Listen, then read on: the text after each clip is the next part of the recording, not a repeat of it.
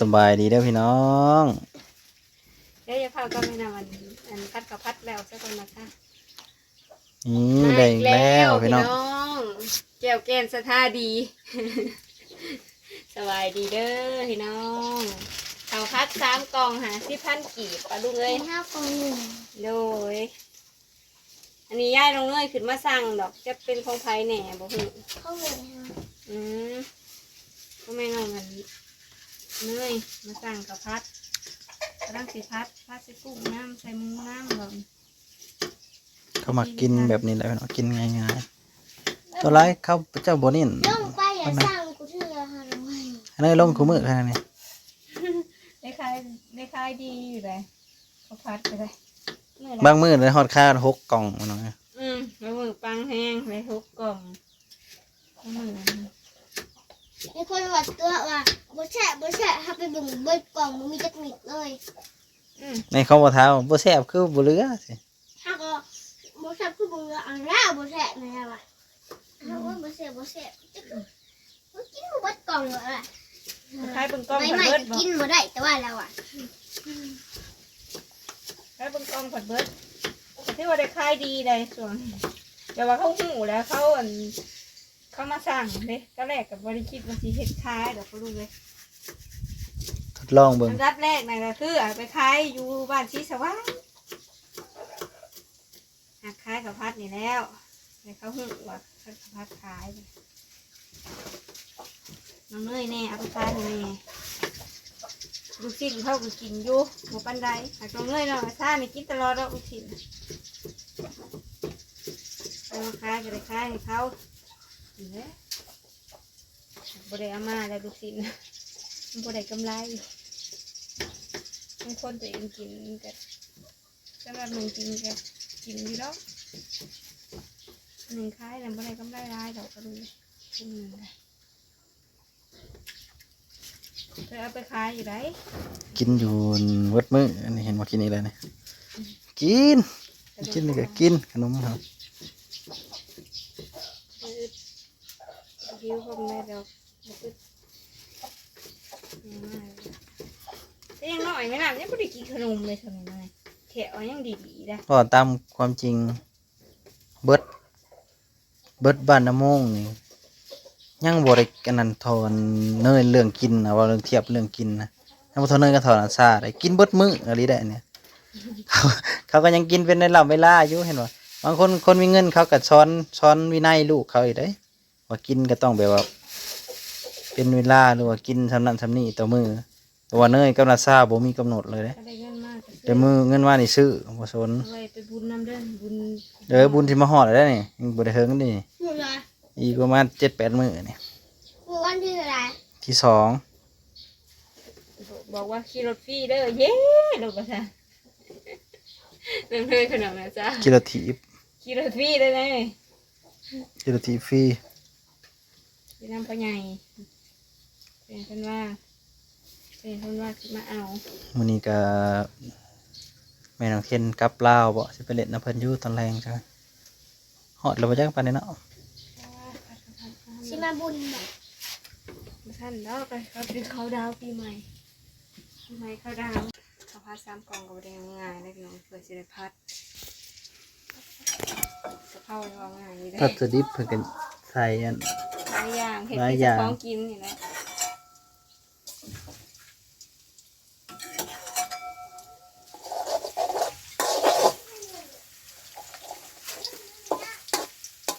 ไปรถไปแล้วไม่นั่นสิจ่ายแล้วดอกไม่นั่นสิไปแวะจ่ายให้ดอกบ่ยากดอกแล้วหูจักช่วยดอก ไปเอาเฮาออก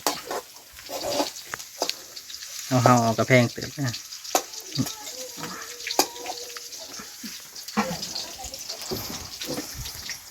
อัดให้ลูกค้ากับ ใส่ไข่เป็ดกับไข่ไก่พุ่นเนาะอ๋อ ส่งใส่เบิ้งกระแสบอย่างนี้เลยใส่ ไข่เป็ดกัน ไข่แดง แพงเด้อ ทำไมเนาะ อืม เลย10 บาท โอ้ย10 บาทได้บ่ไข่ลูกงอละ10 บาท30 บาท3หน่วย มีพัดเนื้อก้อนถึงที่คอมเมนต์บอกอ่ะ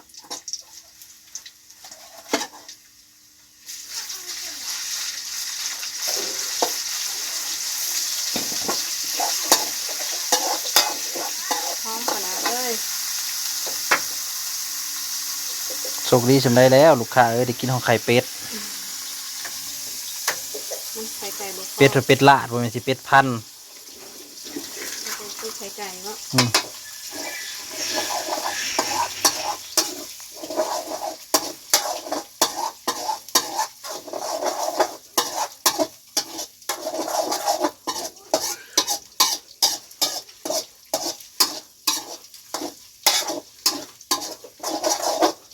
เรื่องมัน ไข่เป็ดมันเรื่องงาม เรื่องเขาทอดนี่เสร็จแล้ว ทอดก็ยังแบบว่าโอ้ยคักเลย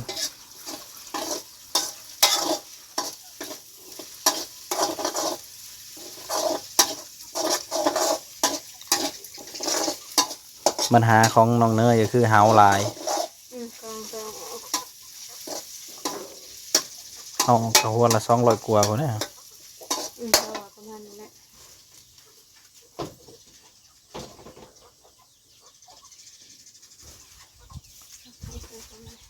หม้อกับบ่ใหญ่หม้อบ่ใหญ่ปานใด แม่นหมอใหญ่ หม้อใหญ่ตัวที่ว่าแม่เพิ่นซื้อให้นั้นมันมีปัญหานำแต่คนส่งมาตำอิดเฮาเลยซ่อมเลยใช้ได้แล้วแหละตายเลยบัด มันบุกมันจะเป็นมาส่งให้เนาะ หมอน้อยตัวนี้ก็บังคับโยนลงตาราง จนบุ้ม ยังหลอดมาเสยปะเท่าแต่ข้าวหมอยังน้อยอันเดียวเนาะส่งหมอหมักโยนน่ะมันกำลังเด็กน้อยกำลังกันนั่นทุกมือนี่ไข่แน่แล้วบ่ได้คอยโยนหยังดอก บ่คอยบ่ยุ่ง บ่โยนเนาะ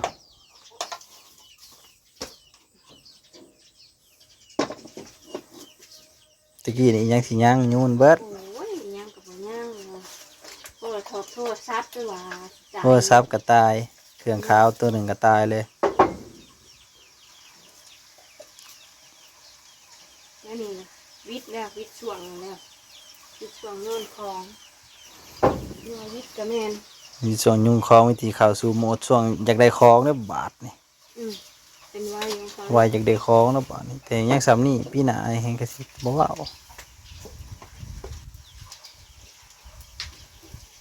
ที่เด็กก็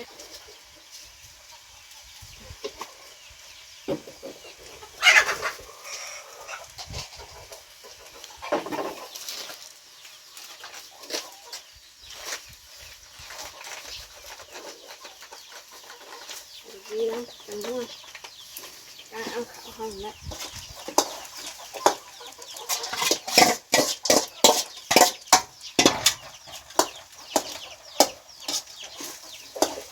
หนากินเลยสัมผัสแล้วร่างพัดใส่กันอืม ก็ส่งลูกค้าพอได้เงินซื้อขนมแฮมหน่อย แต่ละมื้อส่วนจะไปซื้อขนมแล้วก็ไปซื้อนมซื้อหยังหั่นนะ น้ำกรองกิน น้ แล้ว กองอย่างบ่เบิดก็มื้อละ30-40 บาทเด้อ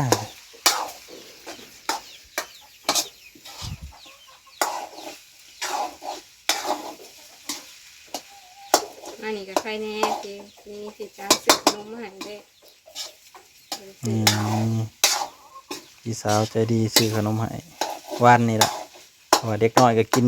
บ่หยุด ที่เบิด อยู่เบิดแล้วกินนี่แล้วมื้อนี้ก็กินอยู่เบิดมื้อก็ใช่ว่ากินว่ะ กินเขาก็ความสิใหญ่เนาะ เค้กกับผู้ละ2กินแล้วกินเอากระคักจนบ่กินข้าวก็เบิ่งนอนซา แล้ว กิน เขากินข้าวน อนซาจนบ่กินข้าวเราเบิ่งพี่น้องบัดจัดใส่กันนะพอละแล้วละสำเร็จแล้วนี่พร้อมเลยนี่พร้อมเสิร์ฟแล้วนี่จัดจานบ่พี่น้อง เขาแบบมันแซ่บจังแล้ว เสิร์ฟแล้วพี่น้องพร้อมเสิร์ฟแล้วงานด่วนจานด่วน20 บาทก็กินอิ่ม ไม่ต้องไปหุงไม่ต้องไปย่างบ่ อืม ไม่ต้องไปหาวัตถุดิบ ให้เรียบร้อย ขายอะไรเงี้ย อันนี้ก็ได้อยู่ประมาณเท่าไหร่70 กว่าบาทนี่แหละเนาะจานละ50-75 บาทพี่น้องใครกลัวบ่ได้หยังเลยไหลต้นทุนออกแล้วนั่นนี่ออกได้50-40ก็ยังดี ไ ได้ยังพักร้ายและเรือไปให้ลูกจะคล้องน้ำ เล็กน้อยนะมันเลยเขาก็มักกินให้กัน แม่นของเขาของเขา เอาแล้วไก่ขโมยสิ้นหมูไปอีกแล้ว ไปจะได้กำไรไก่มาร้อยหลักเอาไปอีกแล้วบ่3 กล่องอันนี้ใส่จานไว้ทุกคนได้กินอันนี้อยากจะกิน สิกินคู่มือไอ้พัดเผื่อคู่มือ เพื่อด้านหน่อยเพื่อลูกจะคล้องน้ำจะเพื่อได้หน่อยน้ำเพื่อผู้ใหญ่น้ำแล้วจานหนึ่งแล้ว3 กล่อง เดี๋ยวเอาไปน้องเลยเขาก็ได้คาโฟมที่เขาซื้อมานำเด้คาบ่วงที่เขาซื้อมาที่เขาก็ลงทุนไปแล้วเต๋อก็ได้พัดให้เขา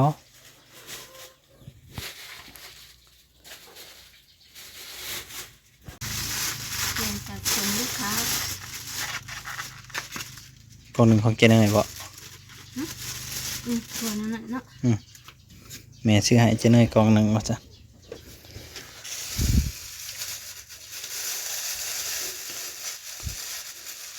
ก็มีบ่วงย่างให้น้ำให้น้องหมอพลาสติกให้น้ำหากเห็นกล่องโฟมเลยจนไล่เห็นอยู่แถวป่าหน่อไม้พวก